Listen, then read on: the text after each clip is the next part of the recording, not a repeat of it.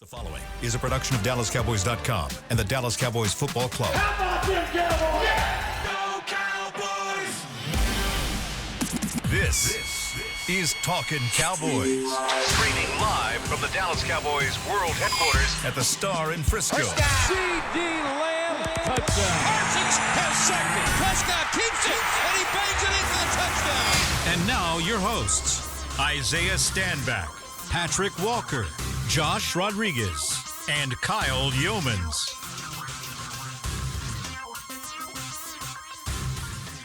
It's a Thursday edition of Talkin Cowboys presented by Black Rifle Coffee Company, live from the Star in Frisco, Texas, in the SWBC studios. Welcome in, everybody. It is the final official Talkin Cowboys of Training Camp 2025. Bye. It is done. It is over. See ya. The preseason is almost over as well, and we will preview the final preseason matchup.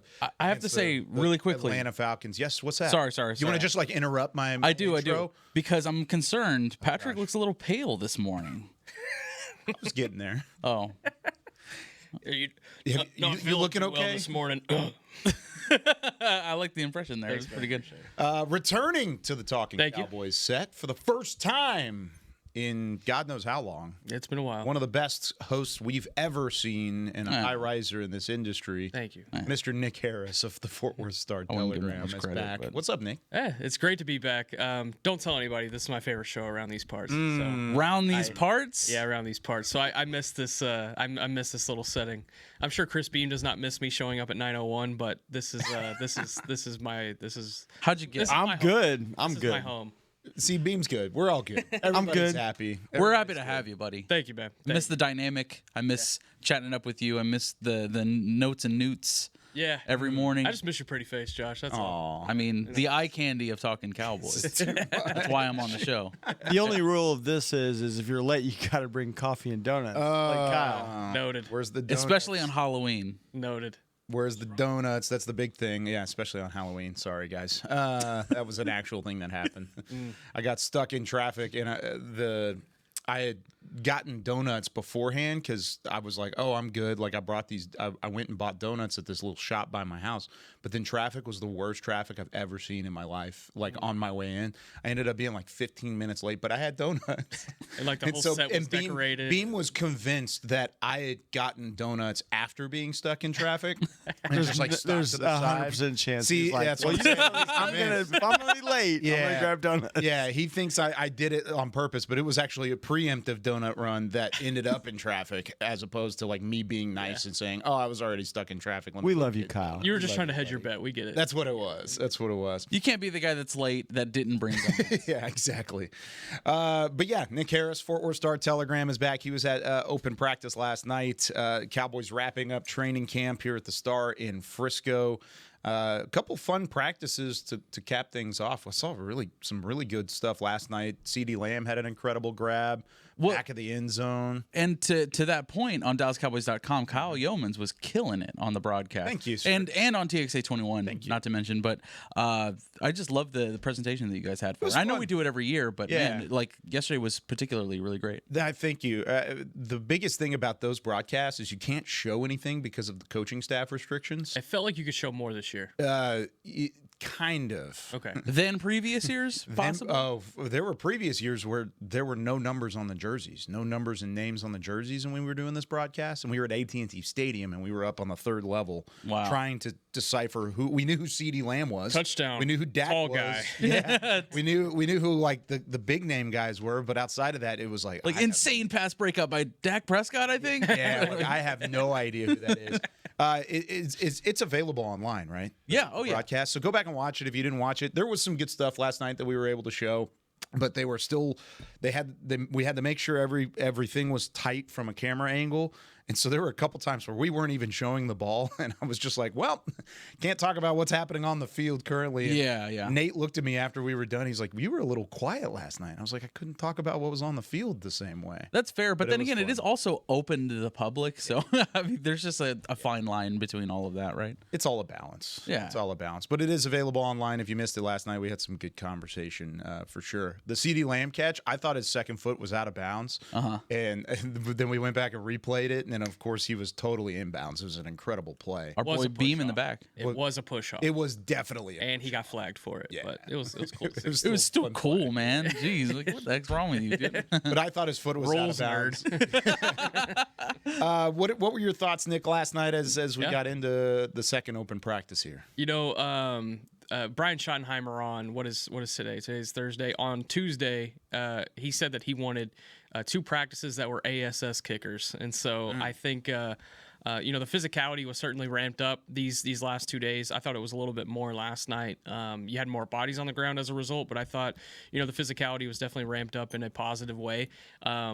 In a positive way, because I didn't see anybody leave the field yesterday. Luke Schoonmaker did leave on Tuesday night, but I didn't see anybody depart the field last night. So I think overall, they got what they wanted out of these 2 practices. And I caught Schottenheimer coming off the field, and I was like, "So was it an ass kicker?" And he just laughed. He's like, "Yeah, it was." And I was like, "All right, Nice." And so I think that's just what they're looking for. The physicality is something that he's preached all training camp. And when the Rams came into Oxnard for that joint practice, I think they kind of got hit in the mouth a little bit, and the physicality I think probably took on a little bit more intention after that. And so you've seen that here in the last couple of weeks as far as them trying to be a little bit more thudding and hitting. But it's been good to see. This last preseason game, there's a couple of position battles that are still up for grabs. I'm sure we'll dive into them. It's going to be see to how some of these 53 spots shake out. I think you're going to see some surprises next week, and I'm curious to see what those are. I got a couple in mind, but I think this 53 cut is going to be fascinating to evaluate. Yeah. I was curious, and you guys would know better than me. Why was Deron Bland not out there? I know he was stretching, but yeah. I didn't see him in any of the drills or anything like that. Wasn't in pads. Wasn't in pads. Yeah. Was there a reason why? Probably an undisclosed thing he's dealing with, but I wouldn't consider it anything major. He's on the DAD list again. Yeah. We'll Kyle? leave that one up to interpretation. 3-time DAD lister. Yeah, all day. At one time. Yeah. The big thing for Bland is if there was going to be something major, I feel like it would have been a bigger storyline. For sure. Right? For sure. And he was there. I mean, Yeah. he was at practice. So that was the only thing that was really concerning to me. But I really loved specifically the blitz period and the red zone periods yesterday. Those were fun. I mean, granted, that's whenever practice really started. You know what I mean? Of course, you have your special teams drills and all of that going for the first 10, 15 minutes of practice. Love special teams drills, man. Yeah, it's great. It's just riveting television It's almost for sure. as great. What's your favorite, the punting or the kicking? It's all of it. Oh, okay, cool. Just big special teams. I don't know, man. Brian Anger hit some gnarly He does punts, boom dude. those punts. Yeah, It's unbelievable. he's a boomer, not in that way. We were up there. Of course, it's the same press box that we do Frisco ISD games in. Yeah. And Nick Eatman looked over. He said, "Any of those high school kids from Frisco punting like that?" And I was like, "Not in a million years." I was like, "Sorry, but no, wish. they're Different kinda not." leg. Brian Anger's a dude. They don't have bangers, they have dangers. Yeah, Yeah, that's yeah, true. yeah, there That's you go. true. What were some of your takeaways from last night watching those red zone and those blitz periods? The blitz period was fascinating to me, and of course, you guys breaking it down was really fascinating. But in terms of first team, second team, I really noticed that Dak was just on one yesterday. He had a lot of zip on the ball. He was getting the ball out early to Ferg. I mean, obviously relying on his security blanket out there. He had a great seam throw yesterday. I felt that timing was off in some areas more often than others with the second team. Joe Milton, I think he started off with a really good scramble, and then he was kind of starting his aired passes, throwing behind guys like Jalen Cropper. He was dead to rights on a corner blitz yet again by Israel Mukwamu, but he had a good throw to Holden at one point, and then he kind of got into a rhythm towards the end of that blitz period. Of course, the bomb to Jalen Brooks was insane. Fun. Right before that, he had a great pass to Holden. So there was a bit of a progression yesterday that I haven't seen from Joe Milton in at least a few weeks. I was like, okay, he's picking on to something here. What did you think about Milton in yesterday's practice? Yeah, I thought he was a lot more clean, and he was a lot more clean on Tuesday night as well, as far as being consistent. There were still some times where that bad footwork is showing up. And, in a situation where I think if you can break down Joe Milton and really kind of understand the footwork that he puts out on tape, it feels like on some throws he's putting 75% of his weight on his front foot, and that just really allows him to push the ball a little bit further than, he intends to. And that's such a big intention that him and quarterbacks coach Steve Shimko, Brian Schottenheimer, they're all trying to work on with him, and it's going to take time. That's the reality of it. You know, you hope that you don't need Joe Milton for an extended period of time this year, because I'm not sure he's going to be ready for that. Yeah. But if he can clean up these little footwork things, I think he does have potential moving forward. But you know, don't tell him he throws the ball hard, by the way. That was what interesting. was that? That was like a aggro sort of response from him yesterday, and it's like, I'm tired of talking about it. Sorry, Joe. So I'm going to say He something random. Cowboy Joe came out yesterday. He literally did say, let's clear the air. I don't throw the ball hard. We just kind of like look at each other like, yeah, facts. I don't know. Meanwhile, it's a sonic, but boom! Like every time he corks one. My favorite. He's broken like 15 fingers at camp. Yeah. My favorite tweet. That Tell I've Hunter seen Lipke that. about the whole scenario is like, if you need somebody to throw the ball 75 yards, Joe Milton can throw it 75 yards. If you need somebody to throw the ball 45 yards, Joe Milton can throw it 75 yards. It's true. I mean, that's what it looks like. Even last night when he released the ball to Jalen Brooks and we were sitting up there in the booth calling the practice, you can hear me on the broadcast. I went, wow. Like, it just, it zips out of his hand. He just, the arm talent, I get it. I really do. Everything else is tough. And so I get why there are NFL teams. Cowboys, of course, are the number one interest here. But there are NFL teams that would be interested in Milton outside of the Cowboys because of the possibility there. Yeah. Because he does. He has an unreal arm talent. But like you said, tying into the footwork, and that was a conversation I had with him early in camp, was what are you working on after practice? What are you doing in your spare time and through your walkthroughs? He stood after in Oxnard a couple times after walkthroughs as well, and was working with some receivers. What are you working on there? He said, I want to tie the timing of my receivers to my feet. Yeah. He said, I want to try and piece this together and piece my footwork together to where it's steady and it's consistent. We haven't seen that consistency. We've seen some flashes. We've seen the right throws. Like you said, the timing this week, I think, has been the best out of any point in camp. And maybe that's just a byproduct of reps. Maybe that's a byproduct of the system and learning the playbook a little bit more in depth.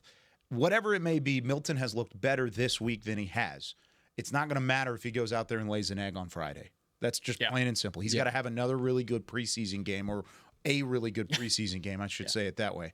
Then we can talk about, okay, is he ready for a quarterback 2 scenario, or is this a situation where we need to go somewhere else? And to your point, you just alluded to it too, is the timing. I think he's working on that, obviously, as he's going along, and that's why Brian Schottenheimer wants him to have more snaps and get the bulk of the snaps in preseason. But you see it time and time again, and I think Babe Laufenberg was it on Twitter that broke down his play versus Will Grier, and like getting, I think it was just an out route to Cropper. It was a seam. Yeah, it was a seam, 16 to 18 yards, and that's where you want to hit it. And he broke it down perfectly. This is where you want to place the ball, and Joe Milton missed that timing window. And it was glaring and it's obvious. And then you compare it to Will Grier, who did the exact same play in the fourth quarter, and he nailed it. Hit it. Yeah. So let's say today, right? Dak Prescott's down for 4 weeks. No, let's not say that. Let's just say that that's the reality. How dare you're sitting you? in. I hate saying this. Do you throw out Will Grier, or do you throw out Joe Milton? Will Grier. I would throw out Grier. I think I'm probably throwing out Grier too at this point. I think the coaching staff would too. I think something very important that Brian Schottenheimer has emphasized multiple times is like, we have not named a backup quarterback. Yeah. We have not named a backup quarterback. And so whenever we follow up with, okay, then why is Milton getting all these reps? He says we need to learn more about Joe Milton. We know about Will Grier, which is understandable. understandable. Joe Milton. So I understand that philosophy here in the preseason.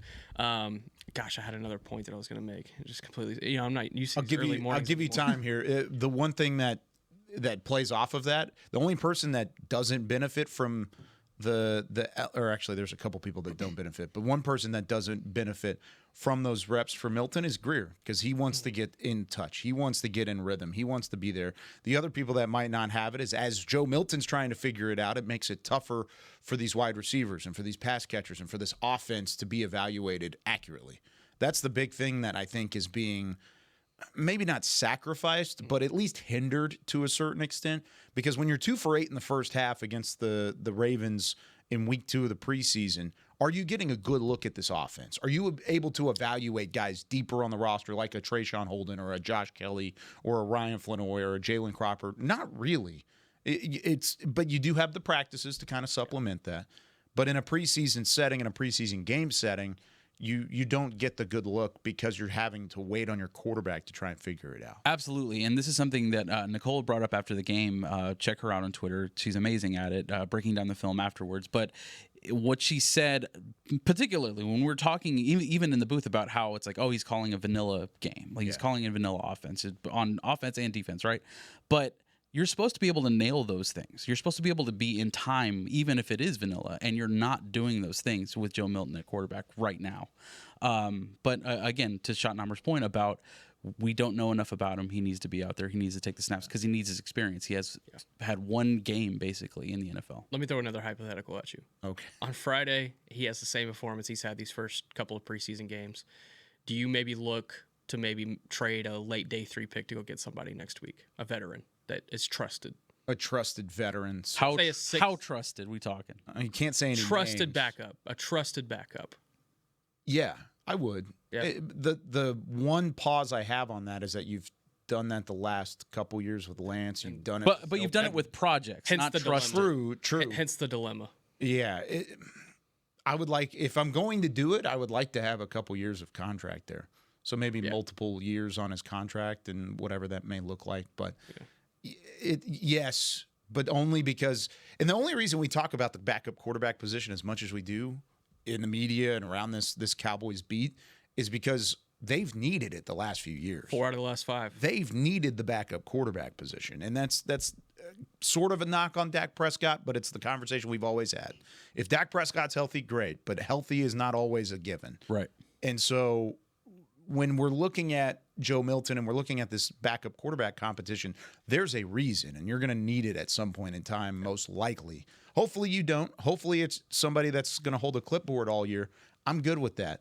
However, that just hasn't been the reality in this franchise the last few years, and Nick just outlined it. Over the last 5 years, you've needed it. So, yes, I would do it. I would trade a late day 3 pick and go get somebody that I trust. At this point, I'm not willing to give up any more capital on a backup quarterback situation at this point. That's fair. But that's right now, because the problem hasn't presented itself. Exactly. Like if you're 6-1 and you need 4 games, Go it's get probably somebody. a lot different than Exactly. See, but then the price goes up, and instead of a 6th or a 7th round pick, we're talking about a 4th or a 5th round pick to go get you a guy if you're going to make a deal, and that sucks.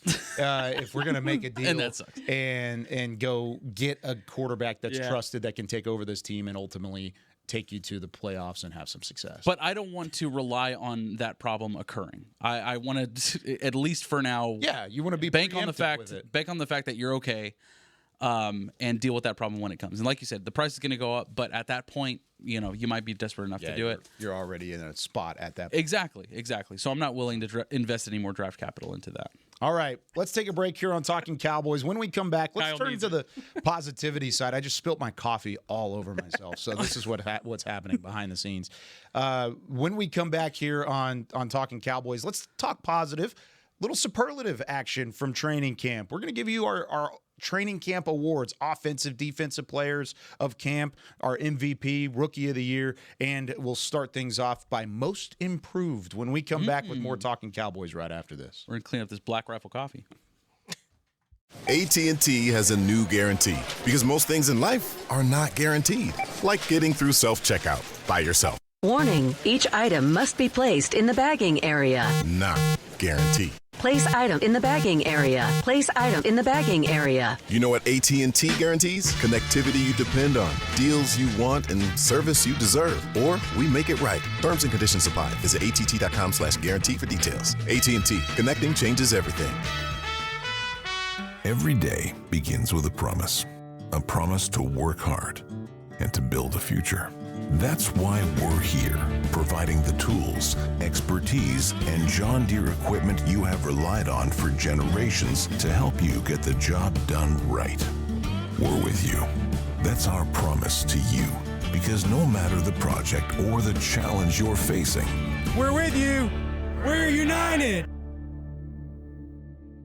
If you're looking for fresh American roasted coffee that gives back, you need to head to your local grocery store and pick up a bag of Black Rifle coffee. That's right, America's Coffee is now available in the coffee aisle of a grocery store near you. Black Rifle Coffee Company is veteran-founded with a mission to give back to those brave men and women who have served our nation. Every bag, box, or can you purchase helps support that mission. Head to your local grocery store and roast yourself some Black Rifle coffee today.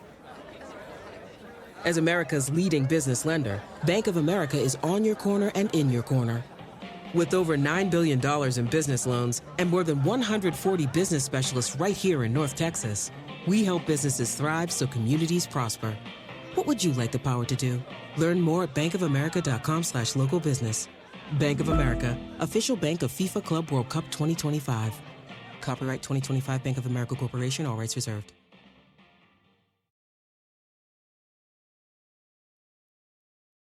Back to Talkin Cowboys.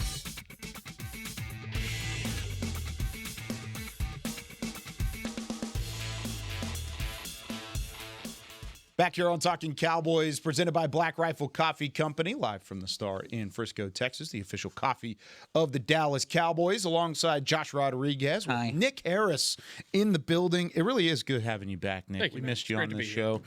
I know a lot of fans have been able to follow you throughout your journey from here to the break to Media Mash and all over Fort Worth Star Telegram. Got Chris Beam in the back as always. Let's give some camp superlatives, gentlemen. I like it. Camp is over.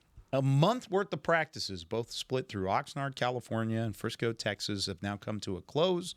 So I want to start with most improved from the beginning to the end of camp. It does include the preseason games. I want the whole picture here. Okay. Who's the most improved off of this roster for the Dallas Cowboys in 2025? This feels to me like a second-year award. Oh. Right? Second-year jump. A second-year jump. I like it. I know where you're going with this.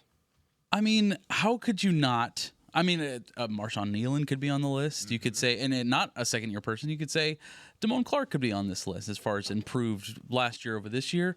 But I'm going Maris Leafau. Nice. I love what he's done. I love the size that he's put on since last year. He's just absolutely giving an attitude on the defense that we've desperately needed since last season, since over the past 3 or 4 or 5, maybe 6 seasons. But I love what I'm seeing from Maris Leafau, and it was indicative in the very first play of the first preseason game when he absolutely, on special teams, just knocks a dude over, dude. You'll love to see it. For me, Maris Leafau at this point. I like it. If you had told me at the beginning of training camp that Tyler Guyton would go down with a knee injury early on and somebody would have to come into his place for the rest of training camp, I would have given you about 6 names before I would have gotten to Nate Thomas. Yeah. So that's going to be the one for me. Just more of an overall off-season picture for him, but specifically at training camp, he's been a huge surprise for me stepping into that left tackle role. Now, there's still some green to him, and there's still some things, he's clearly got to learn. And boy, you hope he doesn't have to go out there week 1 against Philadelphia or even week 2 against New York. But I think when you talk about his rise and you talk about the confidence that he's built in his coaching staff, I got to turn to Nate Thomas, another second-year guy. Technically in his first year playing, but in his second year in the program. No, I like that a lot. And I think when you put it the way you did, where Nate Thomas was on IR for much of his rookie season. The entirety of it. He wasn't even a part of these practices. This is really a training camp for him to find out how to play NFL football. And then he's thrown into the left tackle spot, and he's done a good job.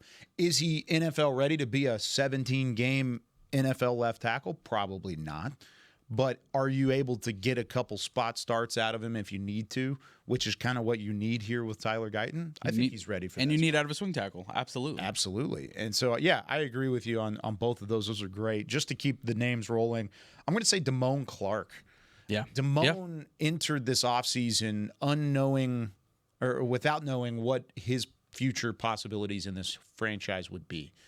And a new staff, new coaching staff that he did like, and we've had conversations where he says, I feel like I can play free again in this system. Didn't really fit in Mike Zimmer's system. He's put together a great camp. We put a rank him on DallasCowboys.com of the top 20 players of Dallas Cowboys training camp. He was top 15. He was number 14 on the list. So to see him have some success, to see him play well in the preseason games, and to continue to take steps forward after possibly being off of the roster And because of the contract situation, it might have been easier for this team to let go of Damone Clark, save themselves about $3 million in cash. Yeah. Instead, he's on the roster squarely, and he'll be in the rotation at linebacker. I think he's taken a big step forward. From a guy that was totally lost in Mike Zimmer's scheme, for him to come back after that and like still gain that confidence and translate it onto the practice field, not necessarily as much for the preseason games, but I feel like that's coming. I think that's coming for him. Yeah, and it may not be like a most improved. He may have always had this. It's just because we've seen flashes of Damone Clark being great in the past. It's piecing it all together in the situation that he had in front of him, because other guys that were under pressure going into the training camp practices weren't necessarily as successful. Damone Clark did his job, and he came in and had a good camp.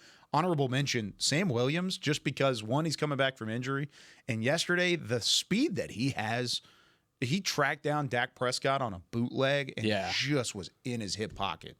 That was a sack for sure. It was totally a sack. And Sam Williams looks like he's going to be a dude. I didn't want to give him most improved, but I think it needs to be mentioned how impressive he's been. There's some people out there on the Twitter sphere that are trying to not include Sam Williams on their final 53. That's crazy. That blows my mind. That's crazy. They haven't watched practice.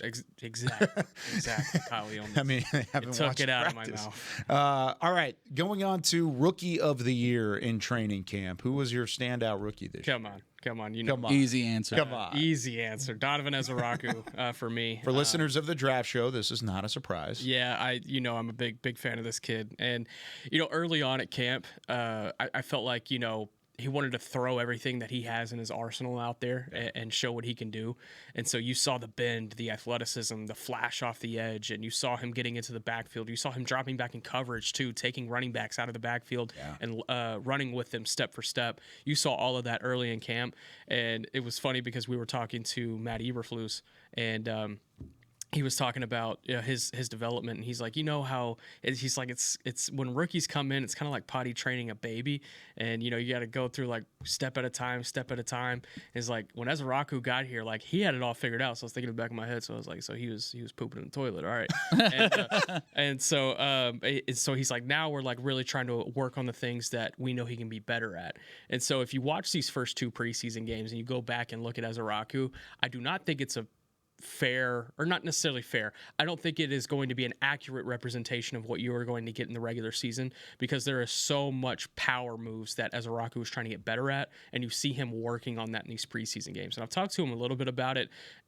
Of course, he has the speed. He's trying to turn the speed to power. And when you can add that element to your pass rush arsenal as a 245-pound pass rusher, that's where you can take that step from great to elite. And that's what Micah Parsons was able to do so well his rookie year. He was able to figure out how to turn that speed to power. And now you see Micah Parsons driving through guys like Tristan Wirfs and Lane Johnson now in the NFL. And if Donovan Ezeiruaku can bring that same type of ability with power, he's going to be incredible in this league. Again, he has the speed, bend, athleticism to be a speed rusher. I think he's going to be a guy who has 6-7 sacks this year for this defense.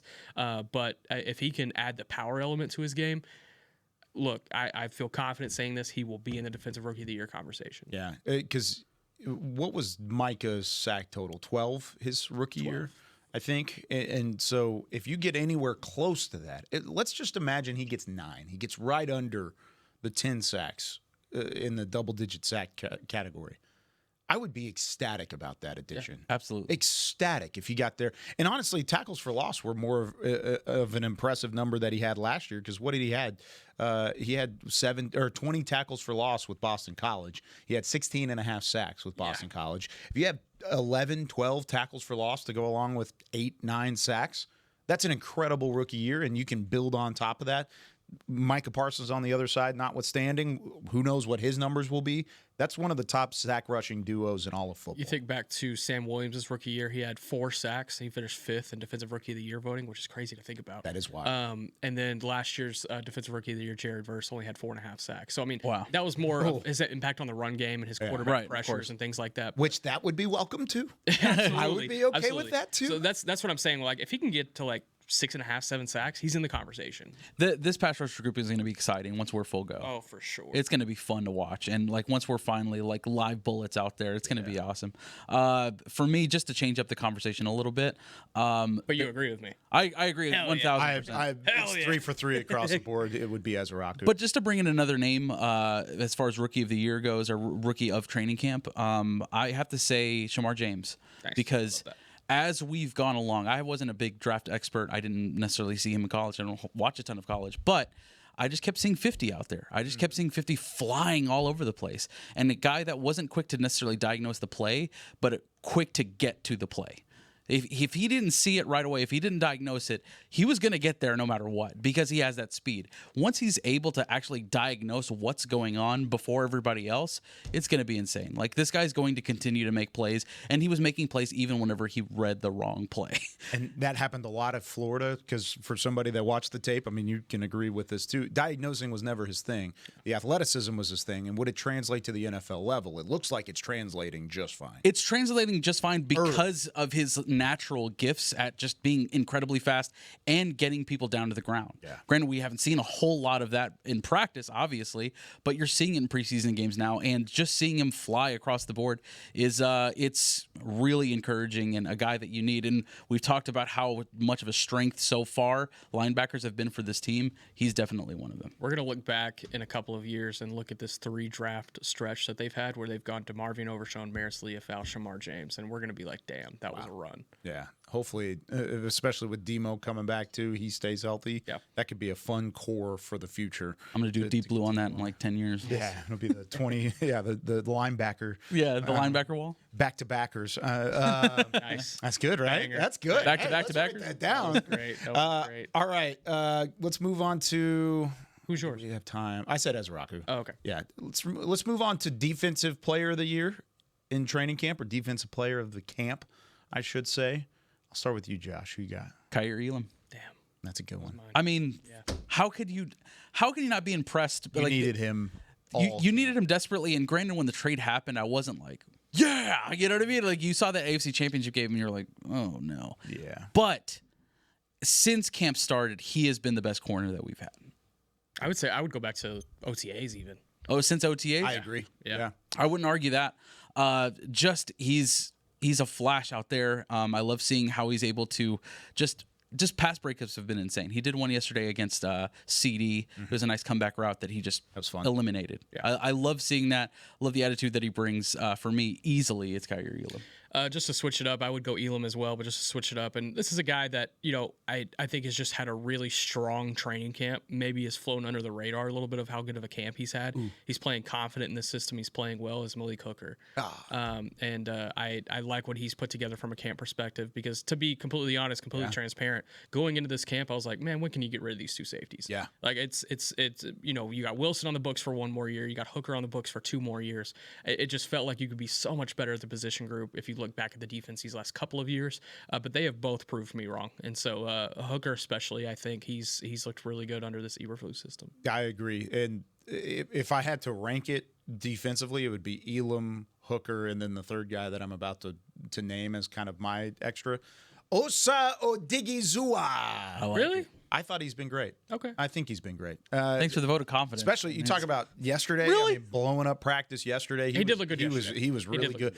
There are times where he has disappeared a little bit, but it's practice. It's tough in these environments. Yeah, and that's the thing is you're going to see ups and downs from the trenches at different points throughout camp.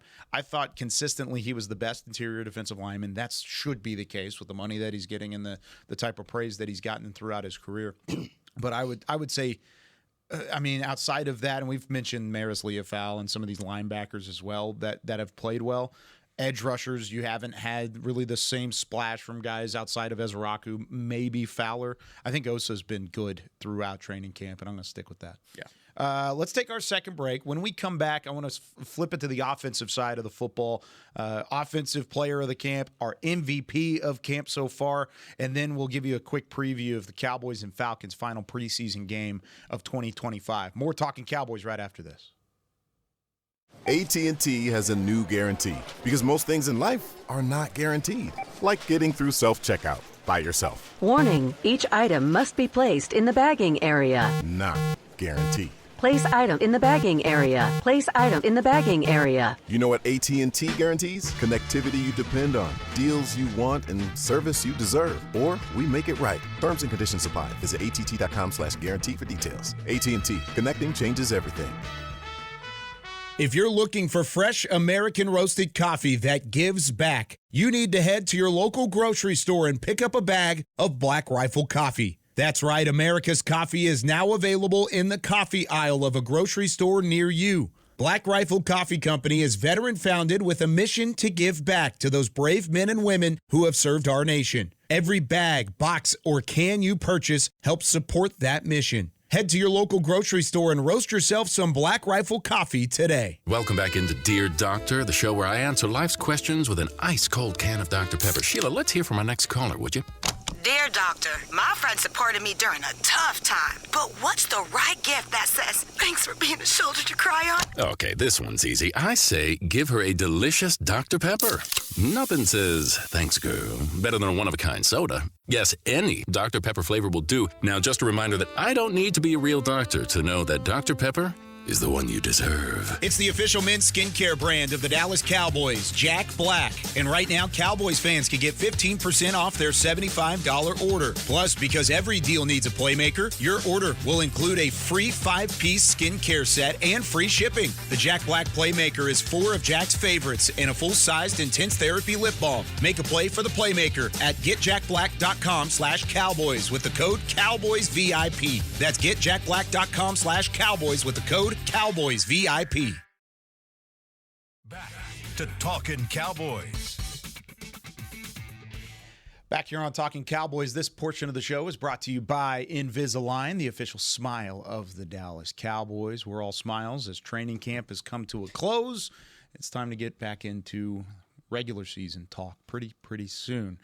Alongside Nick Harris, Josh Rodriguez, Chris Beam in the back. I'm Kyle Youmans. Let's get into Offensive Player of the Year. We've given our Player of camp. Sorry.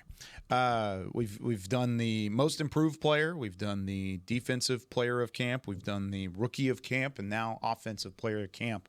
I'll let you start, Josh. Oh, darn it, dude. And I'm kind of thinking this as what the DPOY voting is at the end of the year. Like usually there's a different offensive player of the different player of the year as opposed to the MVP. You can double it up if you want to. But really, it's a I don't want to discrepancy thing because I know you guys are going to go off, and I don't want to steal this from anybody. So I'll just pick sort of the standard, the gold standard of the Cowboys offense currently, and that's CeeDee Lamb. I mean, what are we doing here? He did have a great camp. He really did. Excellent camp, and seriously, that is who your offense starts and ends with. It runs through him. 1A, and it's solidified. I kind of wish I could touch on 1B, but I feel like that might come up here in this segment. Yeah, there might be one there too. But CeeDee Lamb, he's the gold standard of your Cowboys. Yeah, I'm going with the guy. He had the most receptions of any pass catcher in training camp and has really added a big-time element to this offense. It's not George Pickens, it's Kevontae Turpin. Oh, yeah, I really got you on there. That's a good one. I'm taking Kevontae Turpin. I don't disagree there. The added offensive element that he has provided to this system, if it can translate into the regular season, watch out. I'm serious. Watch out. Yep. You talk about what he's been able to do from lining up in the slot, lining up outside, lining up as a running back as well, and getting carries. It's been really cool to see him kind of finally put it together on the offensive side of the ball, and you get why. He's got that $6 million price tag now. You know, you can't just be a returner with that kind of money. So, they have added an increased effort to get him involved offensively, and that really manifested at training camp. Ooh, I like it. And remember, we've talked about it on this show before, Josh. The conversations that Shoddy had even before becoming head coach was, we need to get Turpin involved more. And that's why you extended him more.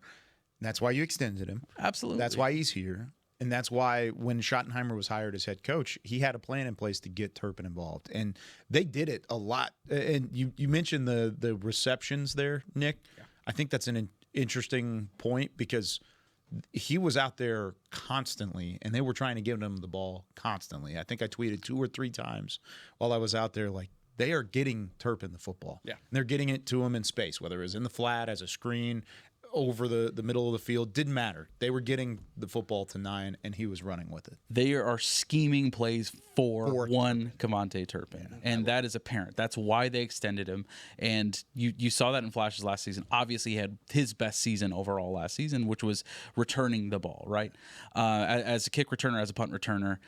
But you see that, and I don't think the offense or just the coaching staff necessarily didn't do a great job last season of involving him in the offense. I mean, you saw him run a few times. You saw a couple of passes to him that ended up in touchdowns, but to me, it wasn't a conscious effort towards like, this is the fastest man in the NFL. Kyle loves that call. I love that. Yeah, I do love that call. And you're not scheming plays to get this guy the ball. He's not the best receiver that we have, but you have to get the ball in his hands no matter what, and that's what it feels like they're doing. I love it. Turpy, speed. And he's going to have to try and find... That's what he is. That's why they call him that, dude. That's why they call him that. That's the whole thing. That's why they do it. Gosh, you do listen to this show, you know. That's just them. It's the torpedo guy. Stop it, Beam. Stop it. I actually love the torpedo. It's a great name, but Turpy Speed is a Talkin Cowboys staple. OG.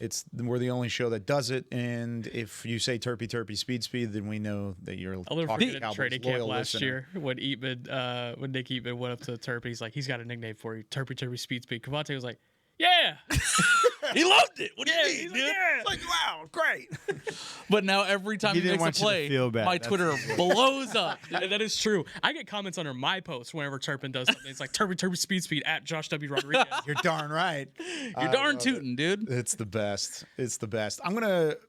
There's a point I'm going to make on going into the MVP conversation. You said CeeDee Lamb for Offensive Player of Camp. You said Cavante Turpin. I'm going to say George Pickens. Yeah. Just because, again, added element to this offense, contested ball, downfield, exactly what you've missed and what you've needed in this passing game for quite some time. I'm going to say Pickens there. I would rather say CeeDee Lamb in this conversation, but just to keep it going. Can I add an offensive player that maybe didn't get talked about enough as having a pretty solid camp? Yeah. No, moving on. Terrence Steele. I thought Terrence so? Steele had a good camp. Okay. I Not an MVP or Offensive Player of Camp. Exactly. I just thought he had a good camp, and I think it's definitely a point of optimism going into the year. I like it. Love to hear it. Yeah, and he was steady too. He had that little hiccup early with the ankle, or was it an ankle or shoulder? Ankle. I thought it was an ankle. Missed a couple practices, right back in it, had no problem. So I agree with you there. Going into MVP conversation. I mean, who's your MVP? You just said it. In a way. Oh, yeah? In a way, you Did said I? it. You listed 3 wide receivers that are having an excellent camp. I did. Who's getting him the ball? Yeah, who's throwing him the football? Willy Wonka in chat is gonna He's gonna blow a hate this. gasket, but it's Dak Prescott. What are we doing? Yeah. What are we doing? You ever heard of wins above replacement in baseball? Explain this to me. WAR. So WAR is an analytic used in baseball that it puts together the amount of impact that a certain player has at their position group. And it takes into effect how much their production as a team would drop off without that player in the lineup. And there have been some great players with really high WARs throughout their baseball career. The wins above replacement for Dak Prescott in training camp is through the roof. I mean, you talk about what you've seen from him, you've seen from Joe Milton, and not even just Joe Milton, but any other quarterback that's even possible to be your backup quarterback behind Dak Prescott. It's a significant drop-off. So, yes, we're talking about, and I don't think DallasCowboys.com as a staff disagrees, because in that top 20 ranking of campers, 3 of the 4 top players were all wide receivers: CeeDee Lamb, George Pickens, Cavante Turpin. That's not an incorrect statement, but somebody has to throw them the football. Absolutely. And it wasn't Joe Milton. It was Dak Prescott. So I have Dak as my MVP for that reason and that reason alone. Was he the best, most electrifying, most incredible player of training camp? Probably not, but we're talking most valuable. Dak is that valuable player. I'll just go CD. That's fair. That's it. It's okay. Wow, Dak hate on Dallas Cowboys. No, not at all. Not at all. I did think Dak had a fine camp. I mean, he only had the 2 interceptions and pads. I thought that was really important towards his turnover progression, because those numbers were starting to get a little wonky before he got hurt last year. Dak is for sure a service. It's pretty impressive in practice to only throw 2 picks and pads. Yeah. I mean, I know they're doing things and they're trying to do a lot of passing reps without pads on, but in pads, you're trying to fit a football into a tight window. You're trying to force it a couple different times into windows you wouldn't necessarily force it into in a game.